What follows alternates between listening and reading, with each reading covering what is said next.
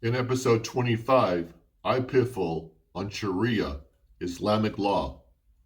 What is it about Islam that makes their followers more susceptible to committing acts of violence, including bombings, beheadings, kidnappings, raping, murder, stabbings, beatings, stonings, and the list goes on and on and on?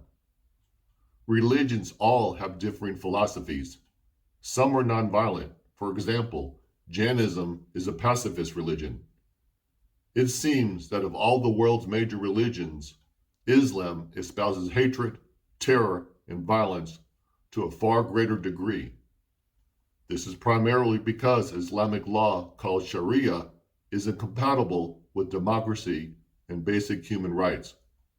Wherever you go in the world, if Sharia is adopted by an Islamic nation, human rights diminish and oppression becomes the norm. Under Sharia, women are discriminated against. So are religious minorities, atheists, and especially ex-Muslims. Gays and lesbians are persecuted mercilessly.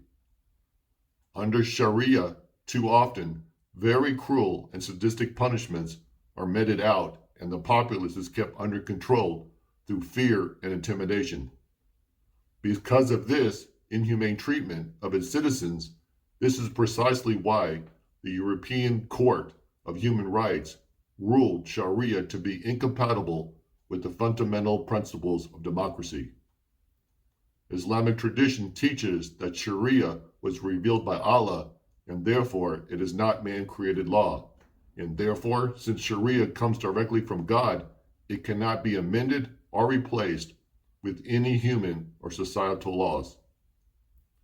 Unlike in the United States, in those countries and regimes around the world that embrace Sharia, there is no separation of church and state. The religion of Islam becomes the rule of law.